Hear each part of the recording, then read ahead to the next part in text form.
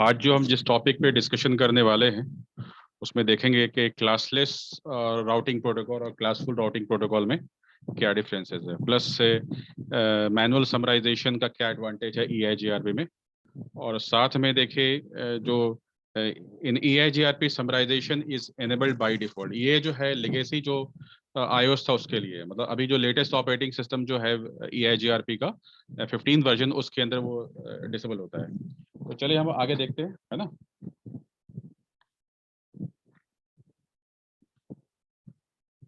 तो उससे पहले एक छोटी सी और टॉपिक डिस्कशन करना चाहूंगा मैं।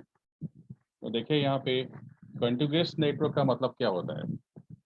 A contiguous network is a network in which packets sent between every pair of subnet pass through subnet of the same network, है ना। तो अब ये है कि इसका क्या मतलब है। अब आप यहाँ पे देखिए, हमने सेम नेटवर्क को यहाँ पे यूज कर रखा है। R1 से जो है वो सेम नेटवर्क हमारे कनेक्टेड है ना। आप देखिए 10.0.1.0 10.0.2.0, अगर इस तरह का नेटवर्क आप डिजाइन कर रहे हैं तो उसको हम कंटिन्यूअस नेटवर्क बोलते हैं। लेकिन इसी में थोड़ा सा और हम देखना चाहेंगे कि डिसकंटिन्यूअस का मतलब क्या होता है, क्योंकि यही चीज वहां पे भी इम्प्लीमेंट होगी यहाँ पे। तो वहां पे ये चीज कॉन्सेप्ट क्लियर होना चाहिए आपका। तो आप देख पा रहे हैं कि डिसकंटिन्यूअस के बारे में कि ए discontiguous network is a network in which packets sent between at least one subnet must pass through subnets of a different network। अब आप गौर से देखें कि इस जो हमारा फर्स्ट राउटर है, इससे जो नेटवर्क कनेक्टेड है 10.0.1.0 है ना, और यहाँ पे देखिए जो है वो 10.0.2.0 है। तो ये जो दोनों जो आप देख रहे हैं, ये दोनों जो नेटवर्क आप देख रहे हैं, ये एक मेजर नेटवर्क से बिलोंग करते हैं 10.0.0.0। लेकिन अगर मान लीजिए इनके इन दोनों पीसी से अगर कम्युनिकेशन करना होगा तो इन्हें क्रॉस करना होगा 11.0.0.0 नेटवर्क से। तो इस तरह के नेटवर्क आप डिजाइन कर रहे हैं तो उसको हम डिसकंटिन्यूअस कहते हैं। तो EIGRP दोनों तरह के नेटवर्क को सपोर्ट करता है ना। हाँ जी, हाँ जी, बिल्कुल। तो अब हम आगे देखते हैं। आप बस बात समझ गए ना, कंटिन्यूअस डिसकंटिन्यूअस का मतलब क्या होता है। तो अब जरा हम आगे देखते हैं, है ना। अब जरा लैब की तरफ जाते हैं और लैब में हम अच्छे तरीके से समझने की कोशिश करते हैं। देखिए अभी हमने क्या कर रखा है कि सारे राउटर पे जो हमने इंटरफेस पे IP कॉन्फ़िगर कर रखा है ना। दरअसल मैं इसमें से एक नेटवर्क रिमूव कर देता हूँ क्योंकि मैंने यहाँ पे ये नेटवर्क डाला नहीं है यहाँ पे। तो अब आप देख पा रहे हैं कि R1 राउटर से ये आपके 3 डिफरेंट नेटवर्क कनेक्टेड है और मैंने इंटरफेस पे सिर्फ IP कॉन्फ़िगर करा है। मैंने कोई भी क्लासलेस क्लासफुल जो प्रोटोकॉल कॉन्फ़िगर नहीं किया यहाँ पे फिलहाल अभी। लेकिन हम जानते हैं कि जो रिप वर्जन 1 है, कौन सा प्रोटोकॉल। हाँ जी, रिप वर्जन 1 जो हमारा है वो क्लासफुल राउटिंग प्रोटोकॉल है। तो क्लासफुल का मतलब क्या होता है, इस बात को समझने की कोशिश कीजिए कि जब भी R1 की तरफ से ये नेटवर्क एडवर्टाइज किया जाएगा R2 को, ये जो प्रीफिक्स आप देख रहे हैं, अगर ये प्रीफिक्स R1 की तरफ से R2 को एडवर्टाइज किया जाएगा तो किस फॉर्म में किया जाएगा। अब आप देखिए यहाँ पे जब ये एडवर्टाइज होगा तो ये एडवर्टाइज होगा 10.0.0.0/8 में। बिकॉज ऐसा इसलिए मैं बोल रहा हूँ क्योंकि जब रिप वर्जन 1 जो क्लासफुल राउटिंग प्रोटोकॉल है, जब अपने प्रीफिक्स को एडवर्टाइज करता है तो सबनेट पास शेयर नहीं करता है। बात समझ गए ना। जैसे ये /24 में है ना, ये /24 ये सबनेट पास को शेयर ही नहीं करता है। तो ऐसे कंडीशन में जो आपका जो R2 राउटर है वो अपनी राउटिंग टेबल में कौन से पाथ को इंस्टॉल करेगा, 10.0.0.0/8 वाया R1। अब ये प्रीफिक्स जो R2 ने अभी अभी रिसीव की है वो क्या करेगा, same as it is prefix को R3 की तरफ फॉरवर्ड कर देगा। तो अब अगर आप यहाँ पे R3 की राउटिंग टेबल अगर चेक करते हैं तो सेम प्रीफिक्स आपको मिलेगी 10.0.0.0/8। लेकिन जो वाया में क्या होगा, वाया में आपका R2 राउटर होगा। ठीक है जी। तो फिलहाल हम क्लासफुल राउटिंग प्रोटोकॉल इन सारे राउटर पे कॉन्फ़िगर करके देखते हैं। लेकिन एक चीज और मैं आपसे डिस्कशन कर लूं आप यहाँ पे। तो ये तो सिचुएशन हो गई कि अगर R3 राउटर को इन प्रीफिक्स में से किसी भी प्रीफिक्स के IP से अगर कम्युनिकेशन करना होगा तो R3 की राउटिंग टेबल में इन नेटवर्क पे जाने के लिए नेक्स्ट होप कौन सा होगा, नेक्स्ट होप होगा आपका 12.0.0.1 या यूं कह सकते हैं R2। इसी तरह से जब R2 अपनी राउटिंग टेबल लुकअप करेगा 10.0.1.0 पे जाने के लिए, तो नेक्स्ट क्या होगा?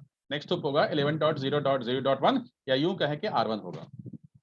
अब यहाँ पे क्योंकि आपने रिप वर्जन 1 कॉन्फ़िगर कर रखा है, तो अब क्या होगा? अब देखिए सिचुएशन थोड़ी सी हम इसमें और भी डिसकंटिन्यूअस नेटवर्क को यहाँ पे ऐड करते हैं। यहाँ पे तो यहाँ पे मैंने ऐड किया 10.0.4.0 नेटवर्क की मैंने यहाँ पे आईपी कॉन्फ़िगर की। इस R4 पे एक लूपबैक बनाएंगे। मान लीजिए कि अगर R4 पे एक लूपबैक बनाते हैं 10.0.4.0, ऐसे कंडीशन में जब R4 अपनी प्रीफिक्स को शेयर करेगा R3 से, अब आप देख पा रहे हैं कि जब R1 की तरफ से ये जो प्रीफिक्स जब R2 की तरफ फॉरवर्ड किया जा रहा है, तो किस फॉर्म में किया जा रहा था? 10.0.0.0/8 में। ये R2 अपनी राउटिंग टेबल में 10.0.0/8 में इंस्टॉल कर रहा है। सेम इसी तरह से जब R3 के पास ये प्रीफिक्स आएगी, तो ये R3 क्या करेगा? 10.0.0/8 में ही अपनी राउटिंग टेबल इंस्टॉल करेगा। अब सिचुएशन ये है कि जब R4 जब अपने रूट को अपडेट करेगा, तो किस फॉर्म में करेगा? ये भी करेगा 10.0.0.0/8 में। तो अब कंडीशन यहाँ पे ये है कि R3 जो हमारा राउटर है, इस राउटर के पास दो तरफ से 10.0.0.0 रिसीव किया जा रहा था। ऐसे कंडीशन में आपका ये R3 जो है वो क्या करने वाला है? मेरी बात समझ रहे ना? R4 की तरफ से भी ये रूट आ रहा है 10.0.0.0/8 और R2 की तरफ से भी रूट आ रहा है 10.0.0.8। अब ऐसे कंडीशन में R3 अपनी राउटिंग टेबल में कौन से पाथ को इंस्टॉल करेगा? जो क्लासफुल है। अरे तो दोनों ही तो क्लासफुल है, लेकिन यहाँ पे कंडीशन ये होगी कि जो लोएस्ट मेट्रिक होगा, R3 को जो 10 का नेटवर्क मिल रहा है, जो लोएस्ट मेट्रिक होगा वो अपनी राउटिंग टेबल इंस्टॉल करेगा। तो नेचुरल सी बात है कि R4 की तरफ से जो रूट आएगा 10.0.0.0/8, इसमें मेट्रिक उसकी लोएस्ट होगी। अब क्या होगा कि ये R3 जो हमारा है वो अपनी राउटिंग टेबल में ये 10.0.0.0/8 जो कि प्रीफिक्स है जो है, वो उसका जो नेक्स्ट स्टेप होगा वो R4 राउटर होगा। ऐसे कंडीशन में अगर R3 राउटर को इन प्रीफिक्स में से किसी भी प्रीफिक्स से अगर कम्युनिकेशन करना होगा, तो उस तरफ ट्रैफिक नहीं जाएगी। ये प्रॉब्लम क्रिएट होती है आपके क्लासफुल के अंदर। बात समझ गए? तो चलिए हम इसको लैब करके देख लेते हैं कैसा हो पा रहा है कि नहीं हो पा रहा है ना? तो फिलहाल मैं R1 की राउटिंग टेबल कॉन्फ़िगर कर दूं। R1 पे मैं क्लासफुल राउटिंग प्रोटोकॉल कॉन्फ़िगर करने वाला हूं। यस, और यहाँ पे क्लासफुल आपका जो हो जाएगा राउटर रिप, नॉट वर्जन 1, वो डिफॉल्ट वर्जन 1 ही ले लेगा यहाँ पे। और यहाँ पे 10.0.0.0 और यहाँ पे आपका जो नेटवर्क है 11.0.0.0। ठीक है जी। अब मैं R2 पे जाता हूँ। R2 पे हमने R2 की इंटरफेस आईपी डाल रखा है और सिर्फ इस पे जो है मुझे क्लासफुल राउटिंग प्रोटोकॉल कॉन्फ़िगर करना है। तो मैं यहाँ पे राउटर रिप, मुझे वर्जन लिखने की जरूरत नहीं है, डिफॉल्ट वर्जन 1 ही लेगा वो। 11.0.0.0 नेटवर्क 10.0.0.0, राइट। इसी तरह से मैं R3 पे जाऊंगा और R3 पे जाने के बाद मैं यहाँ पे same classful routing protocol configure करूंगा। हाँ, नेटवर्क हमारा हो जाएगा 12.0.0.0। अब आप देखिए, अब ये तो हमने क्लासफुल राउटिंग प्रोटोकॉल कॉन्फ़िगर कर दिया। अब आप गौर से देखें, जब मैं R3 की राउटिंग टेबल को चेक करूंगा, शो आईपी राउट, तो यहाँ पे आप देखिए हमारे पास, क्योंकि हमने रिप कॉन्फ़िगर किया है इसलिए रूट जो है R से रिप्रेजेंट हो रहे हैं। और आप देखिए /8 में इसने इंस्टॉल कर रखा है। वाया में क्या लिखा है? Via 12.0.0.1, right. तो अब अगर मान लीजिए कि मैं यहाँ से पिंग करता हूँ उन सारे नेटवर्क को 10.0.1.1 को, पिंग हो रहा है ना। इसी तरह से मैं 2.1 ये भी हो पा रहा है और 1 भी हो पा रहा है, राइट। तो मतलब R3 से ट्रैफिक जो हमारी है वो R1 से जो डायरेक्टली कनेक्टेड जो 3 नेटवर्क आप देख रहे हैं उन सबों से कम्युनिकेशन कर पा रहा है। तो ऐसे कंडीशन में R3 को अगर ट्रैफिक लेके जानी है R1 के इन नेटवर्क के ऊपर, तो सबसे पहले वो अपनी राउटिंग टेबल लुकअप करेगा R3। लुकअप करने के बाद वो जो उसका नेक्स्ट स्टेप होगा, अब आप देख पा रहे हैं कि R3 पे नेक्स्ट स्टेप क्या है। अगर हम शो आईपी रूट करते हैं, राउटिंग टेबल चेक करते हैं, तो वाया में क्या दिखा रहा है? वाया में आपका 12.0.0.1 है और 12.0.0.1 किस इंटरफेस की आईपी है? इस वाले इंटरफेस की आईपी है ना जी। तो इसी तरह से अगर मैं यहाँ पे R2 की अगर राउटिंग टेबल चेक करूं, तो आप देखिए शो आईपी राउट R2 की राउटिंग टेबल अगर हम चेक करें तो यहाँ पे भी आप देख पा रहे हैं कि 10 वाले नेटवर्क पे मगर मुझे जाना है तो वाया में क्या लिख के आ रहा है, वाया में 11.0.0.1। इसका मतलब ये इस वाले पर्टिकुलर इंटरफेस, मतलब राउटर जो है राउटर की राउटिंग टेबल को लुकअप करते हुए R3 से आप R1 से कनेक्टेड जो 3 नेटवर्क है वहां ट्रैफिक फॉरवर्ड कर पा रहे हैं। लेकिन क्या है, लेकिन अगर मैं R1 R4 पे भी अगर रिप प्रोटोकॉल कॉन्फ़िगर कर दूं, क्लासफुल राउटिंग प्रोटोकॉल कॉन्फ़िगर कर दूं, तो देखते हैं क्या सिचुएशन होती है। लेकिन सबसे पहले मैं रिप के R3 राउटर पे रिप के अंदर एक और नेटवर्क को यहाँ मुझे एडवर्टाइज करना होगा 13.0.0.0 और ऐसा ही मुझे R4 पे भी करना होगा। यस, लेकिन सबसे पहले मैं देख लूं कि R4 के ऊपर जो है इंटरफेस पे आईपी डला हुआ है या नहीं डला हुआ है। यस, आईपी डला हुआ है। तो अब आप यहाँ पे देखें कि मैं इस राउटर पे क्लासफुल राउटिंग प्रोटोकॉल कॉन्फ़िगर कर रहा हूँ। नेटवर्क जो हमारा है वो 13.0.0.0 है और नेटवर्क हमारा जो है वो 10.0.0.0 है। तो आप देख पा रहे हैं कि सेम सिचुएशन मैंने क्रिएट कर दी जो अभी मैंने डिस्कशन किया था। अब चलते हैं इफेक्ट देखने के लिए कि R3 की क्या कंडीशन है। R3 जो है अपनी राउटिंग टेबल में कौन से पाथ को इंस्टॉल कर रहा है वो अब हम देखते हैं। तो R3 पे मैं गया, शो आईपी रूट लिखा मैंने यहाँ पे और हम देख पा रहे हैं कि इस बार जो हमारा नेक्स्ट की आईपी है वो अगर आप 10.0.0. नेटवर्क पे जाना चाहते हैं, देखिए 10.0.0 पे जाना चाहते हैं तो नेक्स्ट क्या आ रहा है 13.0.0.2, मतलब R4 का जो नेक्स्ट की आईपी वो दिखा रहा है। R3 से जो नेक्स्ट आईपी R4 की है 13.0.0.2 वो शो कर रहा है। तो इसका मतलब ये है कि अगर आपको 10 वाले प्रीफिक्स पे जाना है देखिए क्या प्रॉब्लम हो रही है यहाँ पे। अब मैं यहाँ पे, अब प्रॉब्लम देखिए क्या हो रही है, मैं आपको समझाता हूँ प्रॉब्लम क्या हो रही है, उसको हम लोग देखते हैं यहाँ पे फिलहाल अभी। अब क्या प्रॉब्लम हो रही है कि अगर मान लीजिए कि आप ट्रैफिक फॉरवर्ड करते हैं इस R3 राउटर से, ट्रैफिक फॉरवर्ड करना चाहते हैं इस ओर, मतलब ये जो प्रीफिक्स आप देख रहे हैं इस ओर अगर हम प्रीफिक्स फॉरवर्ड करना चाहते हैं तो आपकी राउटिंग टेबल के अकॉर्डिंगली आपकी जो ट्रैफिक है जो इधर जानी चाहिए वो R4 की तरफ फॉरवर्ड कर दिया जाएगा और R4 के ऊपर जाके वो ड्रॉप हो जाएगा। तो इसको भी हम लोग देख लेते हैं, है ना। तो अब हम यहाँ पे R3 की राउटिंग टेबल में जाते हैं और R3 की राउटिंग टेबल में जाने के बाद मैं लिखूंगा पिंग 10.0.1.1 और आप देख पा रहे हैं कि ट्रैफिक जो है वो हमारी फॉरवर्ड नहीं हो पा रही उस पर्टिकुलर प्रीफिक्स के ऊपर। लेकिन अब आप देखें यहाँ पे अगर मुझे आपको 10.0.4.0 पे जाना है मान लीजिए, तो उस तरफ मेरी ट्रैफिक फॉरवर्ड हो रही है। तो ये आपका डिसएडवांटेज है ना। तो आपने देखा कि डिसएडवांटेज है ये कि क्लासफुल का, है ना। अब अगर मान लीजिए कि इन सारे राउटर से मैं क्लासफुल राउटिंग टेबल को रिमूव कर देता हूं, फिलहाल मैं रिमूव करने जा रहा हूं और रिमूव करने के बाद फिर मैं टॉपिक आगे डिस्कशन करूंगा, राइट।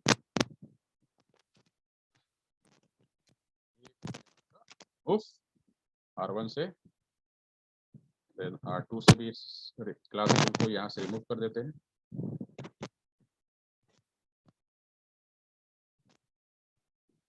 और यहाँ से R3 से भी रिमूव कर देते हैं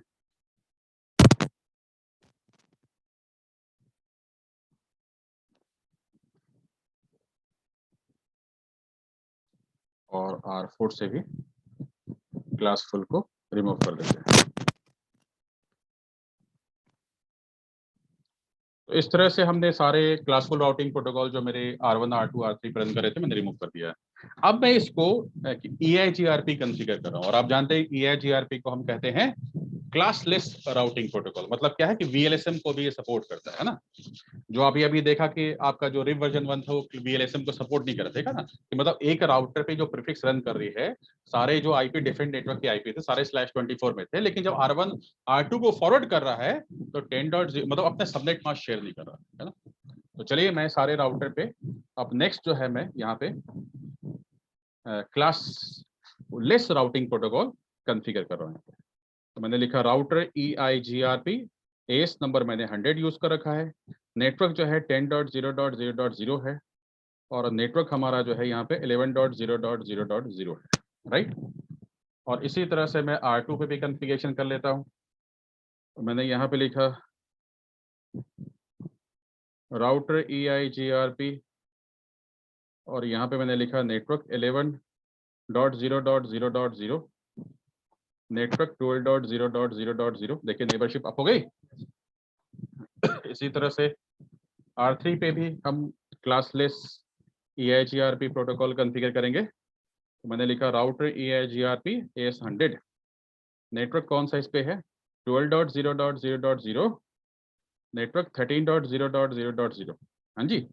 अब लास्ट में हमारा R4 राउटर है, उस पर भी हम क्लासलेस राउटिंग प्रोटोकॉल कॉन्फ़िगर कर दें। तो मैंने लिखा राउटर EIGRP AS नंबर जो है सारे राउटर पे सेम होना चाहिए, राइट। तो यहाँ मैं लिखूंगा 13.0.0.0 और एक और हमारा प्रीफिक्स है 10.0.0.0। तो इस तरह से मैंने क्लासफुल को हटा के क्लासलेस जो है कॉन्फ़िगर कर दिया। अब क्लासलेस कॉन्फ़िगर करने के बाद जरा फिर से कुछ हम लोग बात समझने की कोशिश करें। आप जानते हैं कि अभी जो हम ऑपरेटिंग सिस्टम जो iOS वर्जन यूज करें वो लेगेसी iOS है। तो इस तरह से इसका मतलब ये है कि सारे राउटर पे हमारा ऑटो समरी फीचर एनेबल्ड है। इसका मतलब ये हुआ कि R1 के ऊपर ये जो 4 प्रीफिक्स आप देख रहे हैं, जब ये फॉरवर्ड करेगा R1 से R2 की तरफ फॉरवर्ड करेगा, तो वो इन सारे क्लासलेस नेटवर्क को क्लासफुल फॉर्म में बना के भेजेगा, राइट। तो हम देख लेते हैं कि क्या R2 पे कितने रूट मिल रहे हैं। तो मैं R2 पे गया और यहाँ पे जाने के बाद मैं लिखा शो IP राउट, EIGRP कॉन्फ़िगर किया और आप देख रहे हैं डिसकंटिन्यूअस नेटवर्क, राइट। तो यहाँ पे देखिए 10.0.0.0/8 में रिसीव हो रहा है, क्योंकि एल्गोरिथम जो काम करता है आपके EIGRP में, हमने पहले भी डिस्कशन किया था CCNA लेवल पे कि वहाँ पे ड्यूल एल्गोरिथम इस्तेमाल होता है, इसलिए यहाँ पे रूट इसके D से रिप्रेजेंट हो रहे हैं। ये आपका AD वैल्यू है और जो हम पहले भी जिक्र कर चुके हैं, और ये हमारा मेट्रिक है? और वाया में क्या दिखा रहा है 11.0.0.1, मतलब ये भी जो 10 के नेटवर्क को ये जो है फॉरवर्ड कर रहा है वो /8 पे फॉरवर्ड कर रहा है, राइट। तो इसी तरह से मैं अगर R3 पे जाके देखूं, R3 पे मैं R3 पे जाता हूं, show IP route, routing table check करता हूं, राउटिंग टेबल यहाँ पे R3 पे, तो आप देख पा रहे हैं कि यहाँ पे भी जो 10 के जो प्रीफिक्स है वो, लेकिन प्रॉब्लम क्या हो रही है यहाँ पे देखिए यहाँ पे प्रॉब्लम क्या हो रही है, वही प्रॉब्लम जो आपके क्लासफुल में हो रही थी वही प्रॉब्लम यहाँ पे क्रिएट हो रही है, राइट। अब R3 की तरफ से, क्योंकि सारे राउटर पे ऑटो समरी एनेबल्ड है, राइट। अब कंडीशन क्या हो रही है कि R3 के पास मैं क्लासलेस राउटिंग प्रोटोकॉल मैंने कॉन्फ़िगर किया, लेकिन फिर भी जब ये रूट को फॉरवर्ड करता है तो स्लैश मतलब क्लासलेस को क्लासफुल बना के भेज रहा है। ऐसी कंडीशन में R3 के पास जो रूट रिसीव हो रहे हैं, चाहे वो R2 की तरफ से रिसीव हो रहे हैं R3 के पास, चाहे वो R4 की तरफ से रिसीव हो रहे हैं, ऐसी कंडीशन में आप R3 पे आप जाएंगे तो राउटिंग टेबल में 10.0.0.0 का नेक्स्ट तो क्या दिखा रहा है यहाँ पे, सेम वही सिचुएशन यहाँ पे है कि आपके पास जो रूट रिसीव हो रहे हैं, इस तरह से जो रिसीव हो रहे हैं R3 के पास, या R4 की तरफ से रिसीव हो रहे हैं, जिस रास्ते से उसे लोएस्ट मेट्रिक मिलेगी वही उसको रिसीव करेगा, अगर डिसकंटिन्यूअस नेटवर्क है तो। देखिए प्रॉब्लम जो हो रही है यहाँ पे, ठीक है जी। तो अब यहां से अगर फिर से मैं अगर चेक करूं, R3 की राउटिंग टेबल चेक करता हूं और यहाँ पे पिंग करता हूं उन नेटवर्क पे जो हमारी राउटिंग टेबल में वो दिखा नहीं रहा है, तो मैं 10.0.1.1 को पिंग करता हूं, देखिए है ना जी। तो वही मतलब जो जिसको आप क्लासलेस कह रहे थे उसके अंदर भी वही प्रॉब्लम क्रिएट हो रही है जो आपके रिव वर्जन 1 जिसको हम क्लासफुल राउटिंग प्रोटोकॉल कह रहे थे। तो हमारी जो ट्रैफिक है यहाँ पे, जो यहाँ पे आप जा पाएंगे 10.0.4.1 पे जा पाएंगे। इस प्रॉब्लम को कैसे सॉल्व किया, क्योंकि हमने देखा है, हमने अब पहले ही डिस्कशन किया था कि EIGRP को जो है क्लासलेस EIGRP जो हमारा कंटिन्यूअस और डिसकंटिन्यूअस दोनों को सपोर्ट करता है। तो इस प्रॉब्लम को दूर करने के लिए हम क्या करेंगे, देखिए हम क्या करते हैं, मैं R1 पे गया और यहाँ जाके मैंने लिखा नो ऑटो समरी जी, और इसी तरह से मैं R4 पे जाऊंगा, और R4 पे जाके मैं EIGRP के प्रोसेस में जाके लिखूंगा नो ऑटो समरी। इसका मतलब ये है कि जब R1 अपनी तरफ से रूट को अपडेट करे, सेंड करे, तो वो एज इट इज फॉरवर्ड करे, अपने सबनेट मास्क के साथ रिसीव फॉरवर्ड करे। तो ऐसे कंडीशन में क्या होगा यहाँ पे कि ये जो प्रीफिक्स आप R1 से जो डायरेक्टली कनेक्टेड आप देख रहे हैं, ये सारी प्रीफिक्स R3 की राउटिंग टेबल में कॉपी हो जाएगी। इसी तरह से आपकी R4 की तरफ से भी जो प्रीफिक्स आप देख रहे हैं, ये वाली 10.0.4.0, ये भी इंस्टॉल हो जाएगा और सारे /24 में होंगे। समझ गए? तो अब यहाँ पे एक चीज हम यहाँ पे देखते हैं कि क्या ऐसा हो पा रहा है कि नहीं हो पा रहा। तो मैं R3 की राउटिंग टेबल में जाता हूँ और जाने के बाद मैं राउटिंग टेबल चेक करता हूँ यहाँ पे शो IP राउट। तो यहाँ पे आप देख पा रहे हैं कि हमारे जो 10 के नेटवर्क है वो /24 में रिसीव हो रहे हैं। देखिए यहाँ पे जी, ये सारे /24 में रिसीव हो रहे हैं ना। तो अब देखिए ये जो प्रीफिक्स आप देख रही है, कुछ प्रीफिक्स के अंदर वाया क्या लिखा हुआ है 12.0.0.1। इसका मतलब ये है कि अगर अगर 10.0.1.0 10.0.2.0 10.0.3.0 इन प्रीफिक्स के तरफ R3 की अगर ट्रैफिक को फॉरवर्ड करना है तो उसका नेक्स्ट स्टेप क्या होना चाहिए 12.0.0.1। और अगर मान लीजिए कि अगर उनमें से एक प्रीफिक्स हमारी जो है 10.0.4.0 इसके तरफ अगर ट्रैफिक लेके जानी है तो उसका नेक्स्ट स्टेप क्या यहां दिखा रहा है 13.0.0.2। ठीक है जी। तो अब यहाँ पे हम इसको क्या हम इसकी फिजिकल कनेक्टिविटी लॉजिकल कनेक्टिविटी भी चेक कर लेते हैं। तो मैं यहाँ पे बैठ के पिंग करूंगा 10.0.1.1 को, तो ये देखिए पिंग हो पा रहा है। इसी तरह से या एक काम करते हैं, आपको ये बता मैं यहाँ पे ट्रेस रूट कमांड चला के दिखाता हूँ किस तरह से ट्रैफिक मेरी फॉरवर्ड हो रही है। तो ट्रेस रूट 10.0.1.1 पे अगर जाऊंगा तो मेरी ट्रैफिक क्या होनी चाहिए, किस तरफ से निकल रही है मेरी ट्रैफिक, वो देखिए 12.0 नेक्स्ट जो है 12.0.0.1 दिखा रहा है। इसी तरह से मैं अगर आपको 10.0.2.1 पे फॉरवर्ड करूं तो सेम पाथ को फॉलो कर रहा है। इसी तरह से अगर 10.0.3. को मैं अगर फॉरवर्ड करूं तो ये भी सेम फॉलो। लेकिन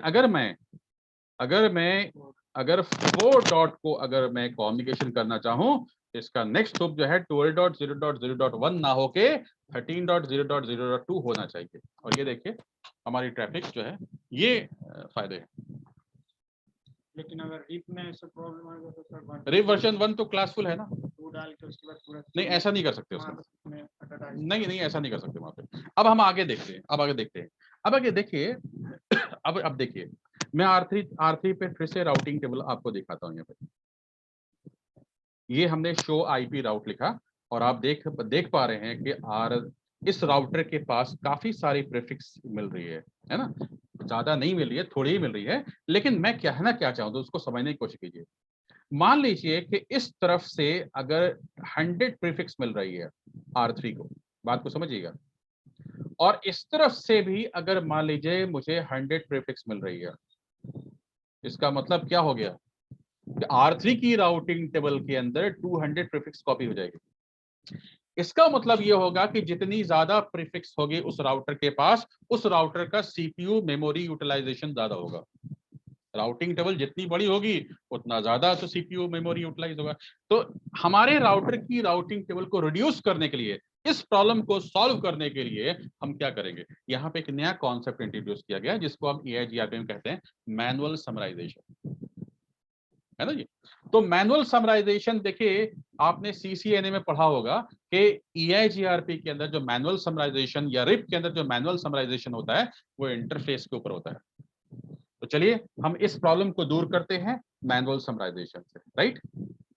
तो कैसे मैनुअल समराइजेशन करते हैं वो हम आपको R1 पे जाके दिखाते हैं। तो मैं R1 पे जाने के बाद उस पर्टिकुलर इंटरफेस पे जाऊंगा और वहां जाने के बाद मैं लिखूंगा IP समरी EIGRP ऑटोनमस, जो हमने AS नंबर जो यूज किया है, और 10 डॉट, क्योंकि हमें इसे रूट को समराइज करना होगा। बात को समझिएगा, ये जो हमारे पास रूट दिख रहे हैं इसे हमें समराइज करना होगा। समराइज करना तो मैं पहले ही बता चुका हूं, है ना।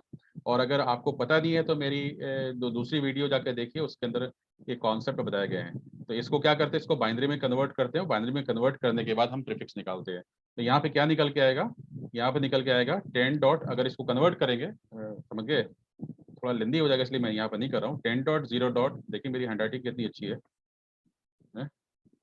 10.0.0.0 और /22 में इसका समराइज रूट निकल के आएगा, है ना जी। तो क्या क्या करना होगा मुझे, मैं दिखाता हूँ आपको।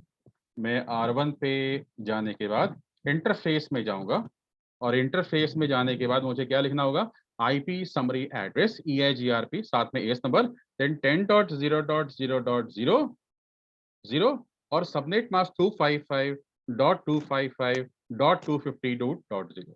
डायरेक्ट /24 लिख के देना। ठीक है जी। ऐसा करने के बाद ये मैंने क्या किया, मैं इंटरफेस पे जाके ये जो स्टेटमेंट दिया है ये मैनुअल समराइजेशन बोलते हैं इसको। तो EIGRP में मैनुअल समराइजेशन इंटरफेस पे करते हैं। अब अगर मान लीजिए कि मैं R3 की राउटिंग टेबल को अगर चेक करता हूं, देखिए अगर मैं R3 की राउटिंग टेबल अगर चेक करूं तो अब आप देखिए मेरे पास जो 10 के रूट रिसीव हो रहे हैं वो आपके /22 में रिसीव हो रहे हैं, ये देखिए आप, ठीक है जी।